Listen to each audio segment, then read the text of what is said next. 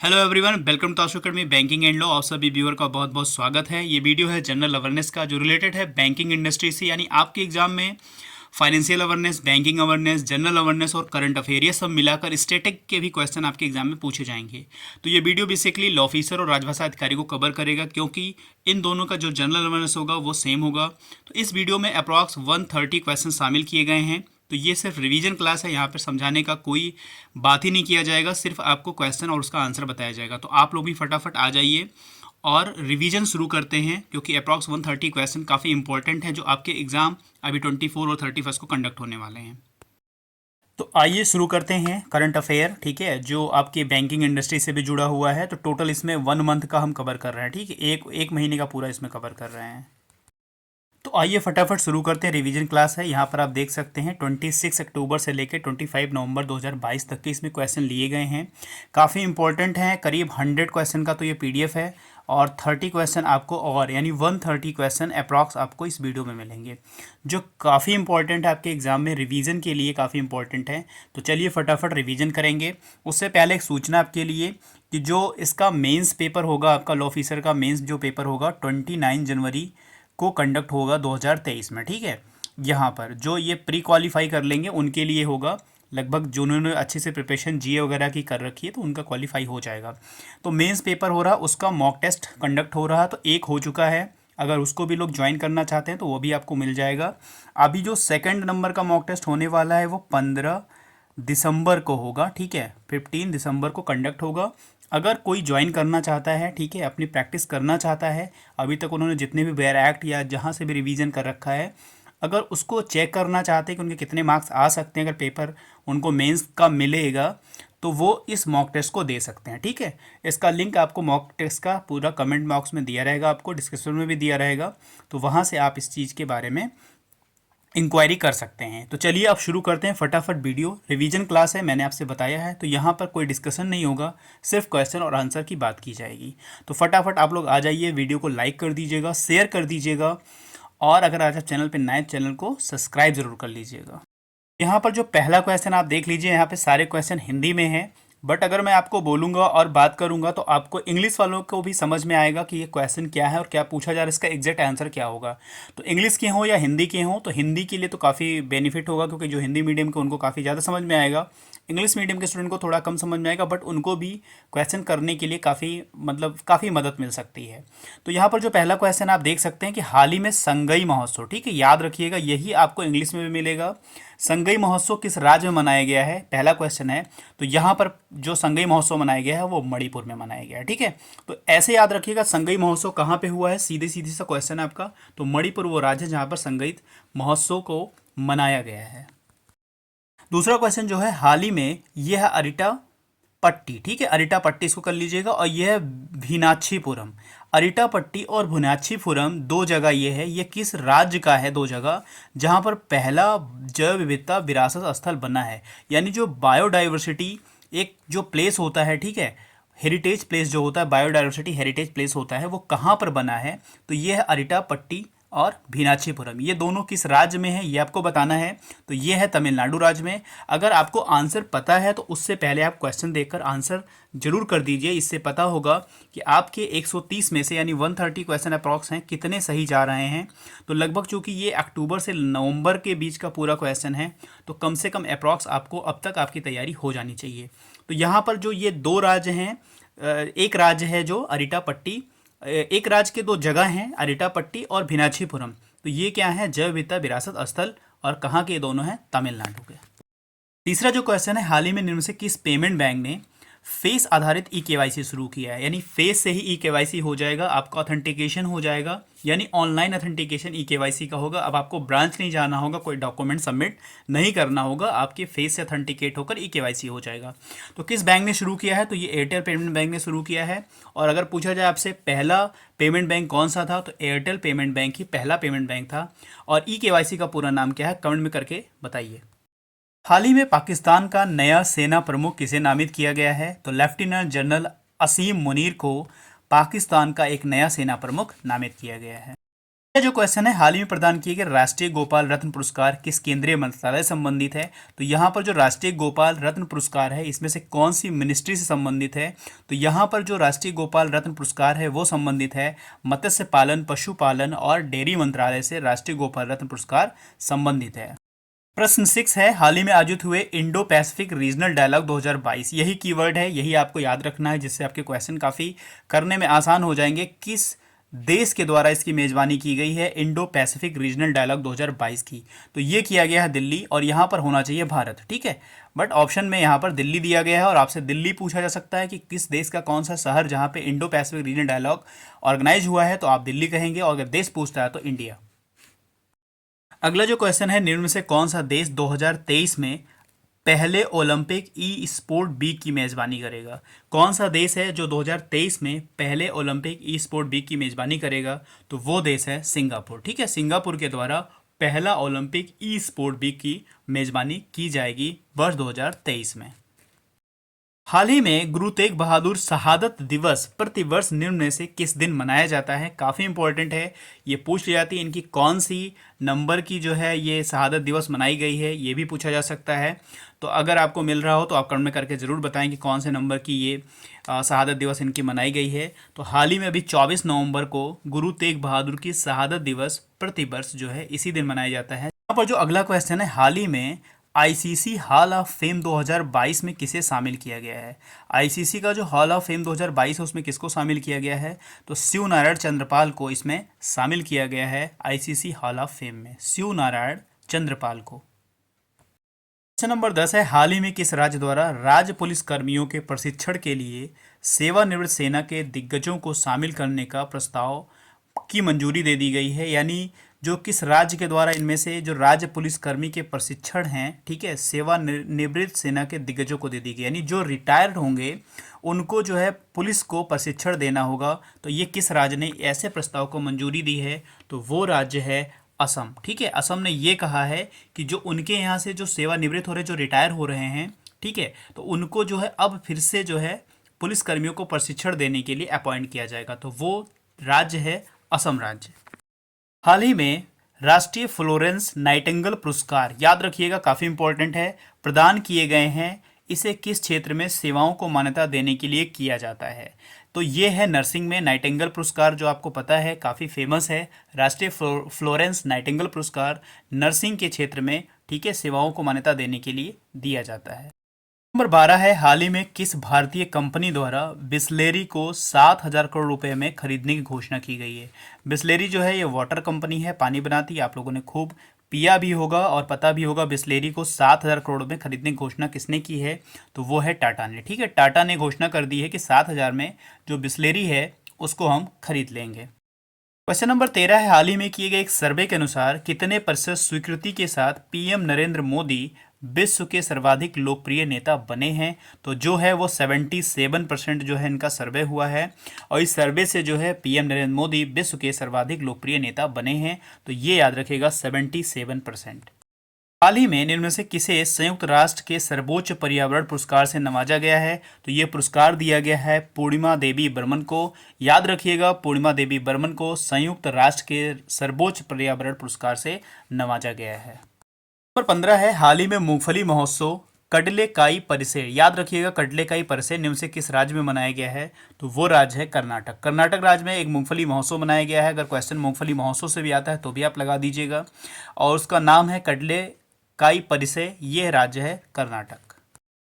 भारत ने हाल ही में अग्नि थर्ड, ठीक है, ये अग्नि थर्ड मिसाइल का सफल परीक्षण इनसे कहाँ किया है? तो याद रखिएगा अभी अग्नि थर्ड मिसाइल का सफल परीक्षण हुआ है, तो कहाँ पर हुआ है? तो ये ओडिशा में हुआ है, एपीजे अब्दुल कलाम द्वीप पर हुआ है अग्नि थर्ड मिसाइल का सफल परीक्षण। हाल ही में किस भारतीय महिला ने अमेरिका के मैरीलैंड राज्य के उपराज्यपाल का पद संभालने वाली पहली भारतीय अमेरिकी बन गई हैं? उनका नाम है अरोड़ा मिलर। ये क्या बनी हैं? ये पहली भारतीय हैं अमेरिका का जो मैरीलैंड राज्य है वहाँ पे उपराज्यपाल का पद संभालने वाली पहली भारतीय अमेरिकी बन गई हैं। हाल ही में जारी Forbes world top employer ranking 2022 में टॉप 100 में स्थान पाने वाली एकमात्र भारतीय कंपनी इनमें से कौन सी है? तो वो कंपनी है रिलायंस इंडस्ट्रीज। और ध्यान से देखिएगा, जो पूछा गया है कि फोर्ब्स ने लिस्ट जारी की है वर्ल्ड टॉप एम्प्लॉयर रैंकिंग 2022 में, तो जो टॉप 10 में स्थान पाने वाली भारत की एकमात्र भारत की कंपनी है, ये याद रखिएगा, तो वो है रिलायंस इंडस्ट्रीज। इसने हाल ही में अपनी नई पुस्तक नाउ यू ब्रीथ, ठीक है, नाउ यू ब्रीथ का विमोचन किया है। ये बुक है, किसने किया है? तो राखी कपूर ने इसका विमोचन किया है, नाउ यू ब्रीथ। हाल ही में किसे फिक्की द्वारा लाइफ टाइम अचीवमेंट अवार्ड से सम्मानित किया गया है? काफ़ी बार क्वेश्चन इस तरह के पूछे जाते हैं, तो वो हैं राजेंद्र पवार। और राजेंद्र पवार को फिक्की द्वारा लाइफ टाइम। हाल ही में सीडीपी की जलवायु कार्यवाही सूची में शीर्ष पर रहने वाला पहला दक्षिण एशियाई शहर निम्न से कौन सा बन गया है? तो वो शहर है मुंबई, ठीक है। मुंबई शहर कौन सा है? सीडीपी की जलवायु कार्यवाही सूची में शीर्ष स्थान, पहले स्थान पर रहने वाला पहला दक्षिण एशियाई शहर है मुंबई। हाल ही में निम्न में से कौन फुटबॉलर 5 वर्ल्ड कप में गोल करने वाले पहले खिलाड़ी बने हैं? तो वो हैं क्रिस्टियानो रोनाल्डो, ठीक है। क्रिस्टियानो रोनाल्डो क्या हैं? ये 5 वर्ल्ड कप में गोल करने वाले पहले खिलाड़ी हैं, काफ़ी इंपॉर्टेंट है।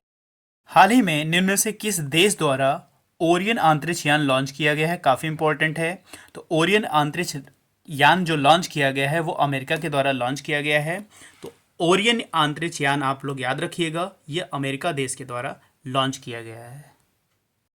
हाल ही में अनवर इब्राहिम को किस देश में 10वें प्रधानमंत्री के रूप में शपथ दिलाई गई है? तो वो देश है मलेशिया। और मलेशिया के 10वें प्रधानमंत्री कौन है? अनवर इब्राहिम। ये नाम जरूर याद रखिएगा। क्वेश्चन नंबर 25 है, नवंबर 2022 में सरस आजीविका मेला 2022 का उद्घाटन कहाँ किया गया है? तो ये किया गया है नई दिल्ली में। याद रखिएगा, जो सरस आजीविका मेला 2022 का उद्घाटन कहाँ पे हुआ है? नई दिल्ली में। चीन ने हाल ही में किस देश के साथ दुनिया की सबसे लंबी गैस आपूर्ति डील पर हस्ताक्षर किया है? तो वो देश है कतर, ठीक है। कतर के साथ चाइना ने यानी चीन ने गैस आपूर्ति डील पर हस्ताक्षर किया है, जो दुनिया की सबसे लंबी गैस आपूर्ति डील है। तो कतर प्लस चीन, ये याद रखिएगा, सबसे लंबी गैस आपूर्ति डील। हाल ही में जारी जलवायु परिवर्तन प्रदर्शन सूचकांक 2022 में भारत निम्न में से किस स्थान पर रहा है? तो भारत रहा 8वें नंबर पर, ठीक है। ये याद रखिएगा, 8वें नंबर पर भारत रहा है जलवायु परिवर्तन प्रदर्शन सूचकांक 2022। हाल ही में नेपाल का नया प्रधानमंत्री चुना गया है, तो यानी नेपाल के नए पीएम बने हैं शेर बहादुर देउबा को नेपाल का नया पीएम चुना गया, यानी प्रधानमंत्री चुना गया है। हाल ही में भारतीय वायुसेना ने एयर फेस्ट 2022 का आयोजन किया है, कहाँ पर किया है? तो ये किया है नागपुर में। याद रखिएगा, जो भारतीय वायुसेना ने एयर फेस्ट 2022 का आयोजन किया है, कहाँ किया है? नागपुर में। हाल ही में अन्नामलाई टाइगर रिजर्व प्रबंधन ने कहाँ पर जंबो दिवस ट्रेल्स लॉन्च किया है? तो ये लॉन्च किया है कोयम्बटूर में। तो बस इतना याद रखिएगा, जंबो दिवस ट्रेल्स जो है वो कहाँ पे लॉन्च किया गया है? कोयम्बटूर में। किसके द्वारा लॉन्च किया गया है? अन्नामलाई टाइगर रिजर्व प्रबंधन के द्वारा। हाल ही में यूजीसी ने उच्च शिक्षा संस्थान को किस दिवस को हर वर्ष को भारतीय भाषा दिवस के रूप में मनाने को कहा है? यानी यूजीसी के द्वारा जो उच्च शिक्षा संस्थान है उनको भारतीय भाषा दिवस मनाने के लिए कहा है, तो ये 11 दिसंबर को मनाने के लिए कहा है, भारतीय भाषा दिवस यूजीसी ने कहा है। 22 नवंबर 2022 को भारत के पहले शिकार विरोधी कुत्ते का निधन हुआ है, उसका क्या नाम है? तो याद रखिएगा, उसका नाम है जोरवा, ठीक है। जोरवा नाम है। और ये क्या है? शिकार विरोधी कुत्ता था जिसका निधन हो गया। हाल ही में प्रतिष्ठित डॉक्टर कलाम सेवा पुरस्कार से किसे सम्मानित किया गया है? तो रवि कुमार सागर को डॉक्टर कलाम सेवा पुरस्कार से सम्मानित किया गया है। क्वेश्चन नंबर 34 है, नवंबर 2022 में सारंग भारतीय फिल्म महोत्सव का आयोजन किस देश में भारतीय दूतावास द्वारा किया गया है? यानी भारतीय दूतावास ने सारंग फिल्म महोत्सव का आयोजन किया है, वो भी किस देश में किया है? तो किया है दक्षिण कोरिया में। जरूर याद रखिएगा, दक्षिण कोरिया में भारतीय दूतावास द्वारा सारंग भारतीय फिल्म महोत्सव का आयोजन किया गया है। हाल ही में हुए ई गवर्नेंस पर 25वें राष्ट्रीय सम्मेलन का विषय क्या था? तो याद रखिएगा, शासन और नागरिकों को करीब लाना, ये उसका विषय था। ई गवर्नेंस पर जो है कितनावा राष्ट्रीय सम्मेलन हुआ है? तो 25 नंबर का हुआ है। ये कहाँ पर हुआ है, ये भी आप कमेंट में करके बता सकते हैं। साहित्य के जेसीबी पुरस्कार 2022 काफ़ी इंपॉर्टेंट है, काफ़ी बार पूछा जाता है किसे सम्मानित किया गया है? तो ये किया गया है खालिद जावेद को जेसीबी पुरस्कार 2022 से सम्मानित किया गया है। प्रतिष्ठित सुमित्रा चरतराम पुरस्कार से किसे सम्मानित किया गया है? तो ये सम्मानित किया गया उमा शर्मा। उमा शर्मा को सुमित्रा चरतराम पुरस्कार से सम्मानित किया गया है। हाल ही में आईटीटीएफ के एथलीट आयोग में चुने जाने वाले पहले भारतीय कौन बने हैं? शरत कमल जो है पहले भारतीय बने हैं। आईटीटीएफ एथलीट आयोग में चुने जाने वाले पहले भारतीय हैं शरत कमल।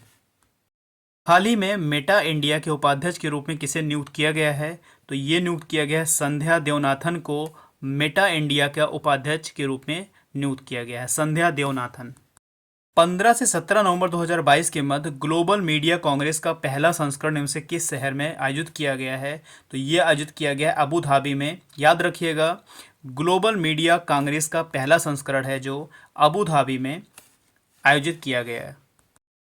16 नवंबर 2022 को मून रॉकेट आर्टेमिस 1 निम्न में से किस देश द्वारा लॉन्च किया गया है? तो वो देश है संयुक्त राज्य अमेरिका। इसके द्वारा एक मून रॉकेट लॉन्च किया गया जिसका नाम है आर्टेमिस 1। नवंबर 2022 तक संयुक्त राष्ट्र संघ के अनुमान के अनुसार विश्व की जनसंख्या कितनी हो जाएगी?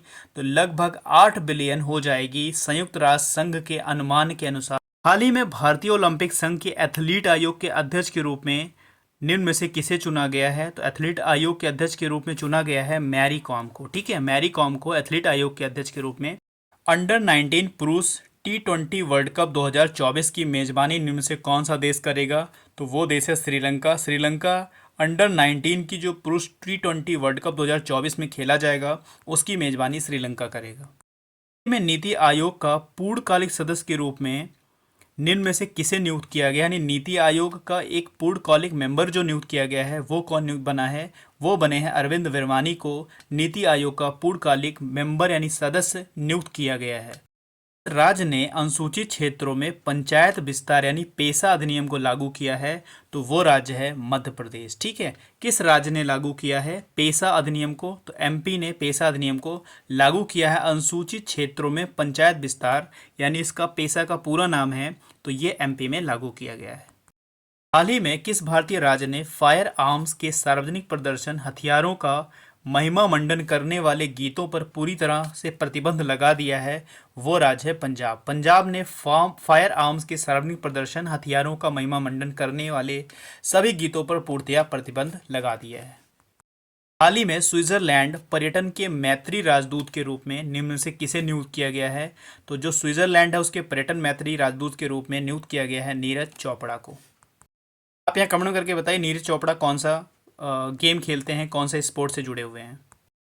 निम्न से किसे अटलांटिक महासागर ओशियन तल का पहला वैज्ञानिक मानचित्र तैयार किया है? किसने किया है?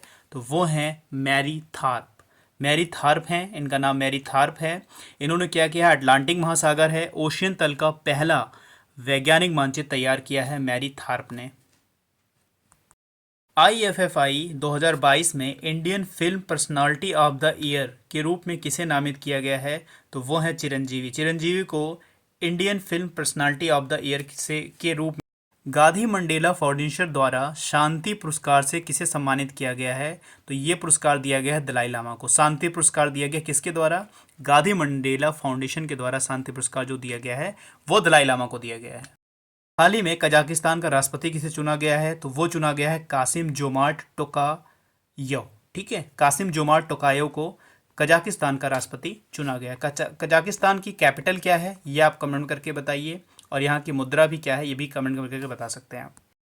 हाल ही में जारी नेटवर्क रेडीनेस इंडेक्स 2022 में भारत की रैंक क्या है? तो भारत की रैंक है 61वीं। कौन से इंडेक्स है? नेटवर्क रेडीनेस इंडेक्स 2022 में भारत की रैंक है 61। नवंबर 2022 में किस देश की संसद ने भारत के साथ फ्री ट्रेड एग्रीमेंट पारित किया है? तो वो देश है ऑस्ट्रेलिया, यानी ऑस्ट्रेलिया ने भारत के साथ मिलकर फ्री ट्रेड एग्रीमेंट को पारित किया है। नवंबर 2022 भारतीय सेना द्वारा एकीकृत अग्निशक्ति अभ्यास शत्रुनाश निम्न से किस राज्य में आयोजित किया गया है?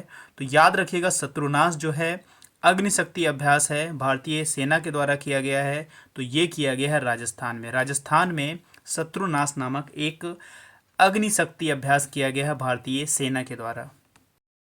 विश्व टेलीविजन दिवस प्रतिवर्ष कब मनाया जाता है? तो ये 21 नवंबर को सेलिब्रेट किया जाता है विश्व टेलीविजन दिवस, यानी विश्व टीवी दिवस, टेलीविजन वाला। हाल ही में भारत के राष्ट्रपति द्वारा निम्न में से किसे चुनाव आयुक्त के रूप में नियुक्त किया गया है? तो अभी नए चुनाव आयुक्त कौन बने हैं? वो बने हैं अरुण गोयल। अरुण गोयल को नया चुनाव आयुक्त बनाया गया है और ये भारत के राष्ट्रपति के द्वारा इनको नियुक्ति की गई है।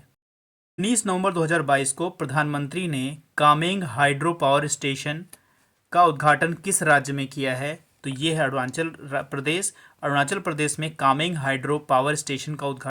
हाल ही में हुए एशियाई कप टेबल टेनिस टूर्नामेंट में पदक जीतने वाली निम्न में से पहली भारतीय महिला कौन है? तो वो हैं मनिका बत्रा। मनिका बत्रा जो है एशियाई कप टेबल टेनिस टूर्नामेंट में पदक जीतने वाली पहली भारतीय खिलाड़ी बनी है। भारत ने किस देश के global partnership on artificial intelligence की अध्यक्षता हासिल की है? तो वो देश है फ्रांस। यानी भारत ने फ्रांस देश से global partnership on artificial intelligence की अध्यक्षता हासिल की है भारत ने फ्रांस से। निम्न में से किस समूह द्वारा स्पेशियल लॉस एंड डैमेज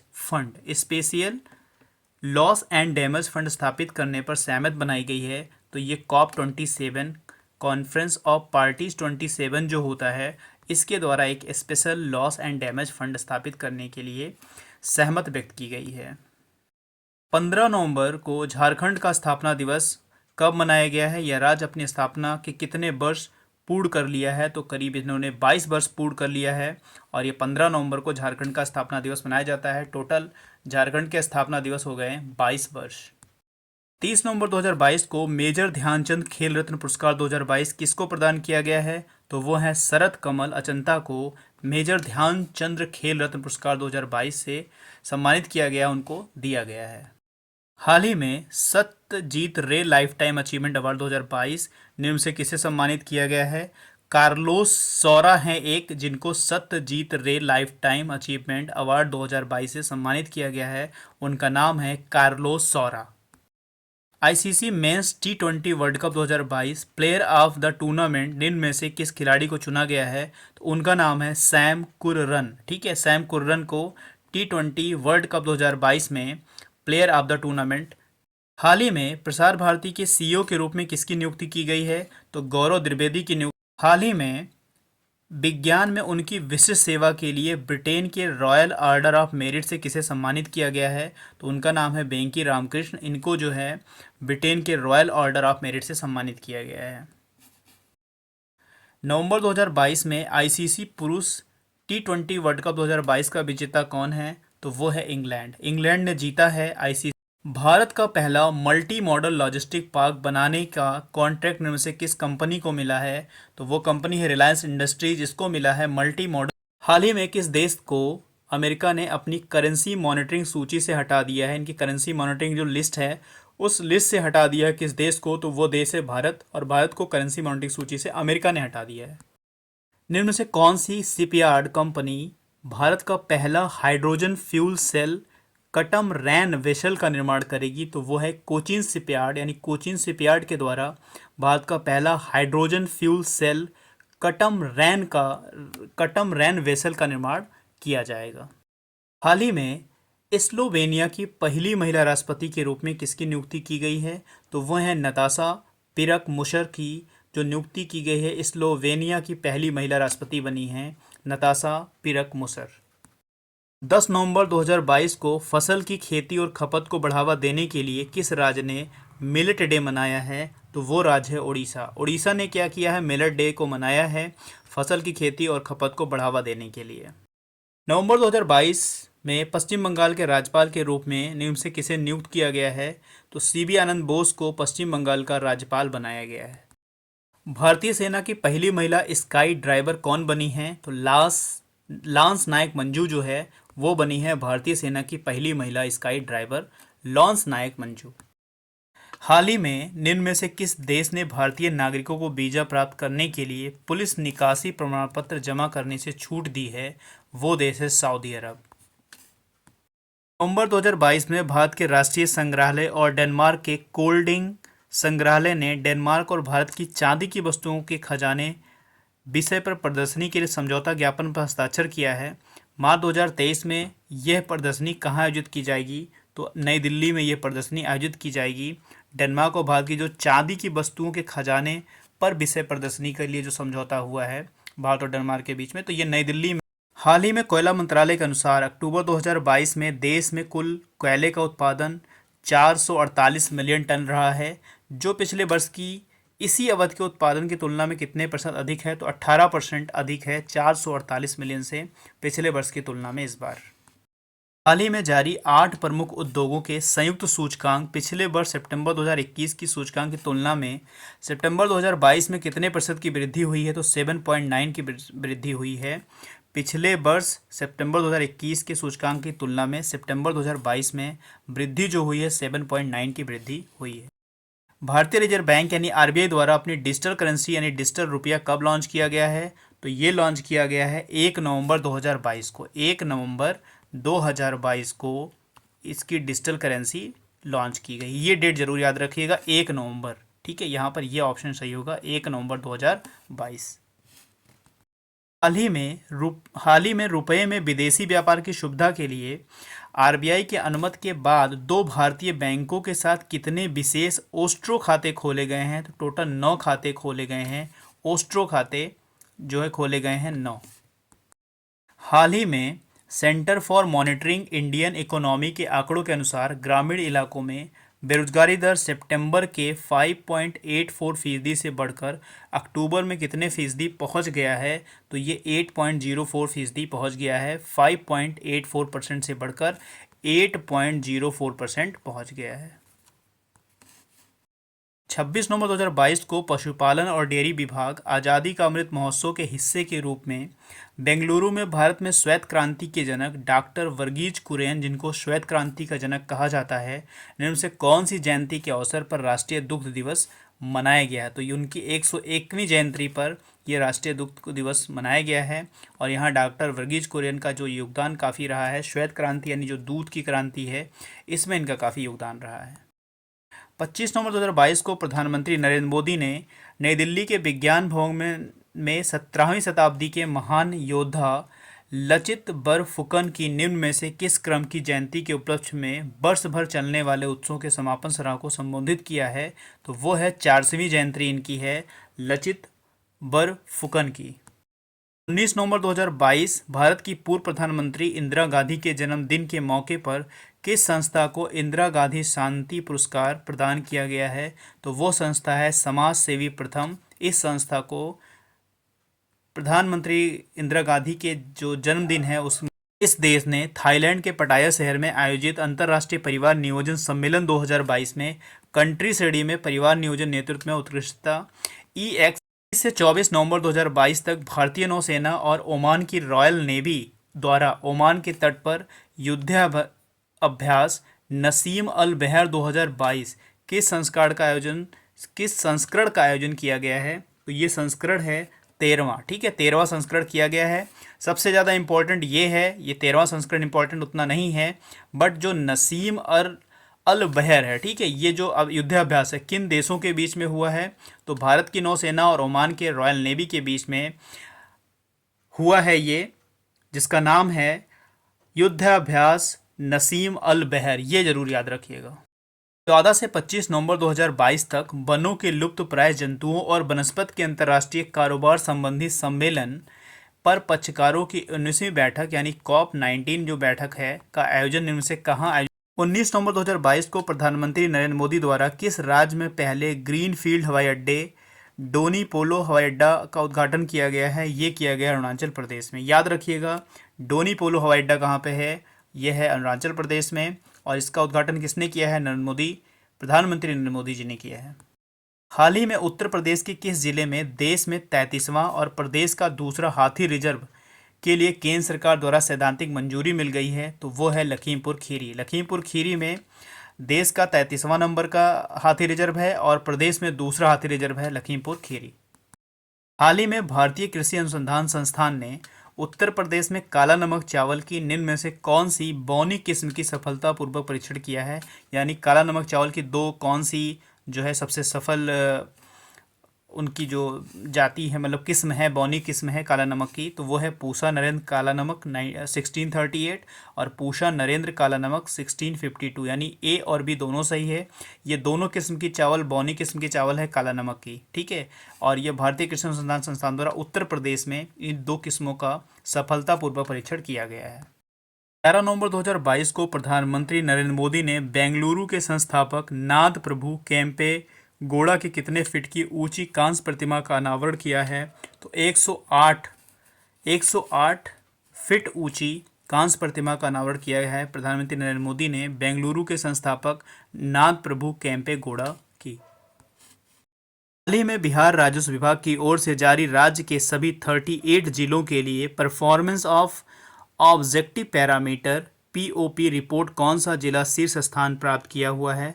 तो ये जिला है यहाँ का बांका। बांका जिला है बिहार का, जहाँ पर performance of objective parameter report में सबसे पहले स्थान पर है बांका। हाल ही में बिहार के किस जिले में पद्म भूषण पूज्य जगत गुरु रामानंदाचार्य श्री रामभद्राचार्य जी ने भगवान श्री राम की विश्व की सबसे बड़ी प्रतिमा बनाने घोषणा की है? वो जगह है बिहार का बक्सर। नवंबर 2022 को केंद्रीय कृषि एवं किसान कल्याण मंत्री नरेंद्र सिंह तोमर ने किस राज्य में महिंद्रा एंड महिंद्रा के पहले ग्रीनफील्ड फार्म मशीनरी प्लांट का शुभारंभ किया है? तो वो राज्य है मध्य प्रदेश। हाल ही में हिमाचल प्रदेश में हुए विधानसभा चुनाव में दुनिया का सबसे ऊंचाई पर स्थित मतदान केंद्र कौन सा था? तासी गंग जो था सबसे ऊंचाई पर स्थित मतदान केंद्र था। अभी विधानसभा चुनाव हुए थे हिमाचल प्रदेश में, तो अभी जो सीएम अभी आज ही कल में शपथ लिए हैं, ठीक है, उनका क्या नाम है? आप कमेंट में करके जरूर बताइए। 30 अक्टूबर 2022 को प्रधानमंत्री नरेंद्र मोदी द्वारा किस राज्य में भूल भुलैया उद्यान और मियावाकी वन राज्य समर्पित किया गया है? तो ये गुजरात राज्य को भूल भुलैया उद्यान और मियावाकी 1 नवंबर 2022 को राष्ट्रपति द्रौपदी मुर्मू ने उत्तर प्रदेश के किस जिले में 7वां इंडिया वाटर वीक का शुभारंभ किया है? तो वो जिला है ग्रेटर नोएडा। कहाँ का है? उत्तर प्रदेश का। और यहाँ पर राष्ट्रपति द्रौपदी मुर्मू जी के द्वारा इंडिया वाटर वीक जो 7वां है वो शुरू किया गया, उसका उद्घाटन किया गया है। 4 नवंबर 2022 को राष्ट्रपति द्रौपदी मुर्मू ने किस राज्य में भारतीय जनसंचार संस्थान के स्थायी उत्तर पूर्वी परिषद का उद्घाटन किया है?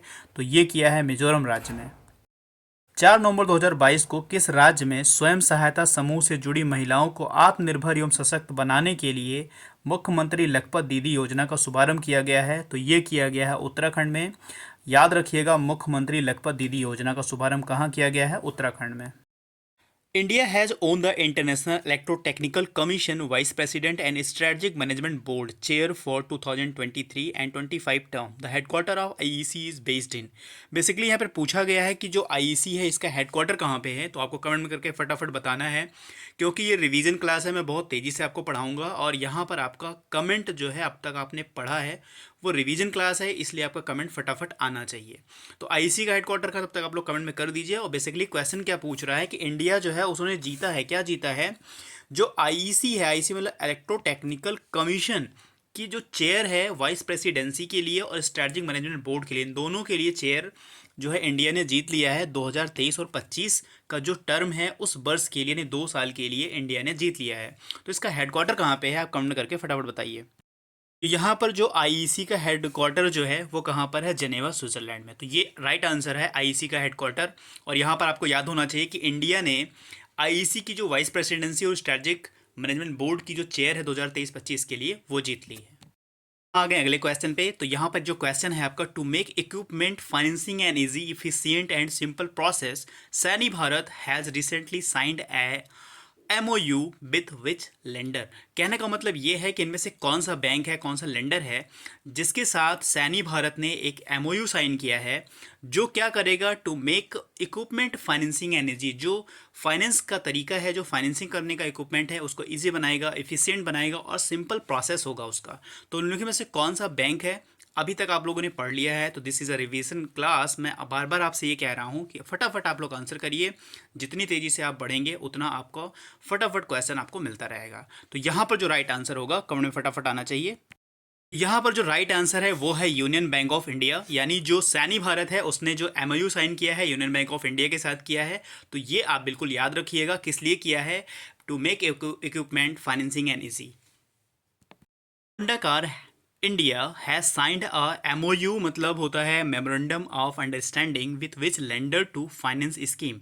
तो इनमें से कौन सा बैंक है या कौन सा लेंडर है जिसके लिए होंडा कार्स और किस बैंक ने मिलकर एक फाइनेंस स्कीम के लिए एमओयू साइन किया है?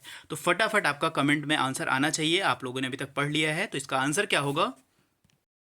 इसका जो आंसर होगा आईडीबीआई बैंक, यानी कह सकते हैं कि होंडा कार्स और आईडीबीआई के बीच एक एमओयू का साइन हुआ है फाइनेंस सेक्टर के लिए। इससे पहले हम लोगों ने क्या पढ़ा था, कमेंट में करके बताइए। वो भी एक एमओयू साइन हुआ है, किस बैंक के साथ और किसके साथ? Absolute, in a collaboration with DigiSafe Insurance, has launched a do-it-yourself crop insurance product name।